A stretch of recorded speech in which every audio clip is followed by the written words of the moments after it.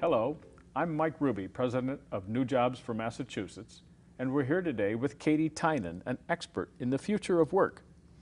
Katy, we've talked before about that we fit into this new future of work where we add the most value.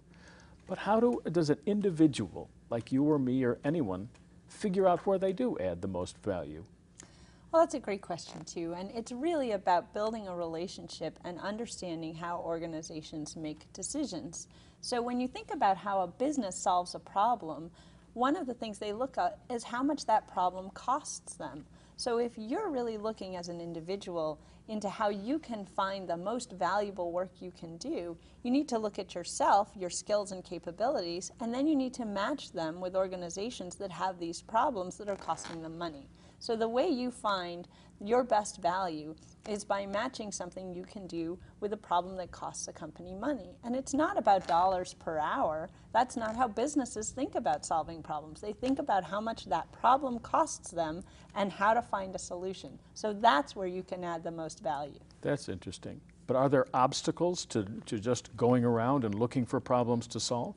Well, there are, and change is hard. We have a situation where we've had an environment of employee and employer relationships for a long time. So as we change and transition, different things happen.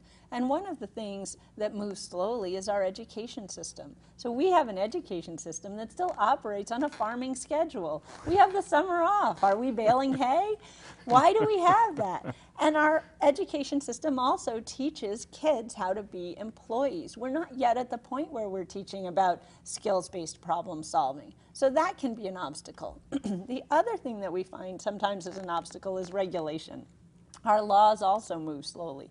So here in Massachusetts, we have some regulations that make it hard to operate independently. They're regulations that restrict how companies can work with independent workers. And they have great intentions to protect individuals and jobs, but at the same time, they're really restrictive in terms of allowing us to move into this new way of working. So those are challenges. But I think what we're knowing and seeing is that the trend is happening and accelerating. So I think you're going to see those obstacles erode over time, which is great news for all of us. That is good news. And thank you for sharing this view into the misty future of work.